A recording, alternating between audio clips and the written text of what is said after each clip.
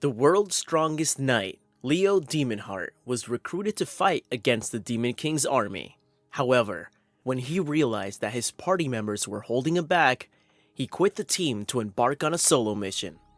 After defeating smaller units of the Demon King's army, the Demon King, Echidna, sent her strongest team, the Elite Four, to face Leo. However, he easily defeated them, forcing Echidna to fight him. Leo once again managed to defeat her as well, but he didn't kill her. Leo returns home expecting praise for his feat, but instead, everyone is now afraid of him. The king invites him, thanking him for his service, but asks him to leave the kingdom.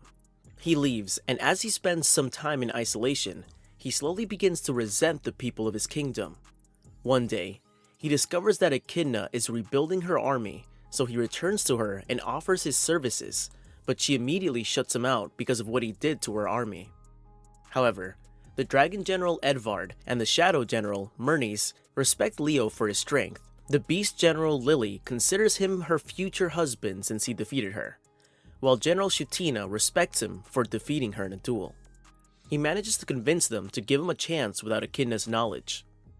The other generals are still recovering from the injuries he inflicted on them, which leaves Shutina to handle all the work. Shortly after he's recruited, Shutina gives him a list of missions to work on. Leo decides to replenish the castle's mana reactor, a task that Shutina usually handles. Regardless, he assures her he can tune his magic to the wavelength of hers, and in less than an hour, he returns after completing the job.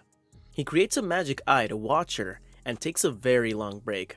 Shutina gets annoyed and confronts him for slacking off, but she's interrupted when a girl named Daniette enters the room, stating she's finished replenishing the mana.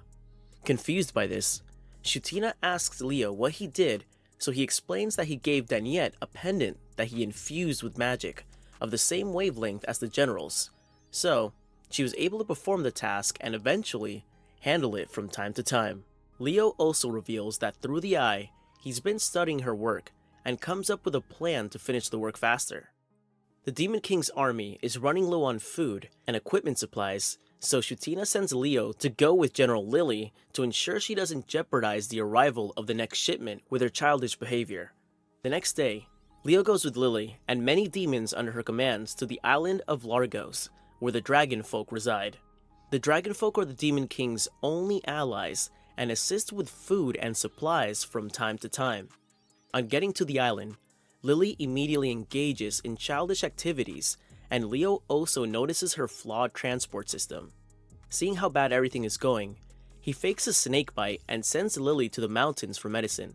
He helps her with clues along the way, so she manages to bypass all the obstacles and returns in no time.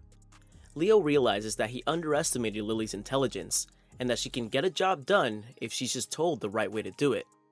They eventually finish the task and return to the Demon Kingdom, and Shutina is pleased with their success. Meanwhile, Leo has been disguised as the Black Knight Onyx, but his achievements come to Echidna's notice, and she demands a meeting with the knight. After the meeting, Leo alters his face with magic to avoid getting caught. Afterward, still disguised, Leo asks Echidna why she didn't accept Leo's offer, so the Demon King reveals that Leo prevented her from obtaining the Philosopher's Stone. She further explains that since the kingdom has become a wasteland as a result of the war against humans, she wanted to get the stone so she could make their own fertile again to end the war. Leo is moved by her goals and how much she opened up and decides to tell her the truth, but he's interrupted when Lily and Shutina barge in with letters informing them that Myrnis has quit and Edvard is attempting to kill himself. Leo tracks Myrnis down while Echidna visits Edvard.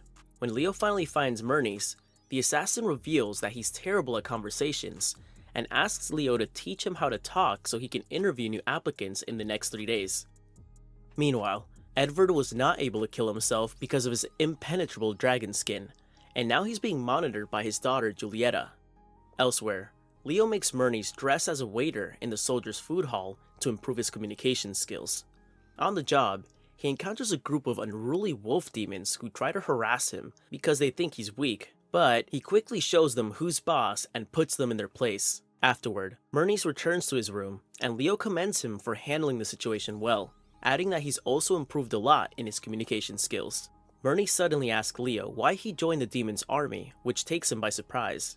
He also reveals that he was born half human and half demon, so when the humans rejected him, he resented them and joined the demon army so he could wipe them out. Unfortunately, he was disappointed because Echidna didn't kill recklessly like he wanted to, so he remained the general until Leo came to defeat them. Hearing this, Leo reveals his biggest secret. He tells Murney that he is by far older than any of them and was born at a time when magic didn't exist. Leo was born as a regular human, but when the demons invaded and the human scientists created 12 weapons called the Demonharts to fight back, he was the only one left. He tells Murney that after the humans turned against him, believing he was a threat, he was happy to finally leave heroism. Leo adds that he felt free from the burden of being the humans' protector, so he decided to join the demon army. Astonished by his discovery, Murney asks Leo how old he is, but he just states that he stopped counting 1,000 years ago, adding that he was also the mysterious mage who killed Echidna's father, the former Demon King. The next day, Echidna summons Leo to inform him that Edward has stepped down from his role as a general and blames himself for his soldiers' failure against the humans. Edward believes that he didn't train his soldiers well enough, so he becomes a normal foot soldier and makes Julieta the general. As a result, Echidna asks him if he can help, and he promises to handle it, saying he would inform her if he needs her help. Later, Leo goes to see Julieta to talk about Edward. She tells him that truly her father is the problem, because he expects everyone to be as strong as he is. Edward is a brute, so he only believes in raw strength. However, he has failed because not all demons are the same, and they all have different skill sets. On hearing this, Leo comes up with a plan to help enlighten her father. He takes her to a cave where he reveals a giant relic from the age of technology. He uncovers the machine golem called the Phantom Nines, which is as strong as a high-ranked demon. He intends to use it to show Edward that not everything can be defeated with brute force. Later, he programs the machine and sends it to where Edward and his troops are training to see how they'll handle the situation. As expected, he commands his troops to attack the machine with all their weapons and doesn't even have a strategy. Their attacks prove useless as all their weapons shatter on the machine. Suddenly, the machine loads up a giant laser and shoots it at them. Leo realizes that was not supposed to happen, so he deduces that it has malfunctioned. He quickly creates a magic shield to protect Edward and his troops from the laser beam. As a result, the other demon soldiers retreat, leaving only Edward on the battlefield. Unfazed, he doesn't back down and charges at the giant machine once again without a plan. In his attempt, he gets a minor injury, so Leo arrives and guides him with a strategy. Edward follows Leo's instructions and Julieta joins him, telling him to attack the torso, which is the weak spot. He does just that and defeats it, but then it calls for backup, and 3 more emerge from the cave. However, Echidna predicted something like this would happen, so she arrives at the scene and destroys the machines on her own with a huge firestorm. Afterward, Leo tells Edward that he should be more considerate when teaching his troops, explaining that he changed his approach to fighting new enemies.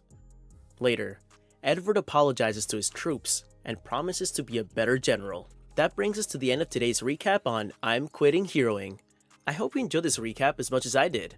Please hit the thumbs up button, subscribe, and kindly comment below if you would like to see the next part. Bye and thanks for watching. See you next time.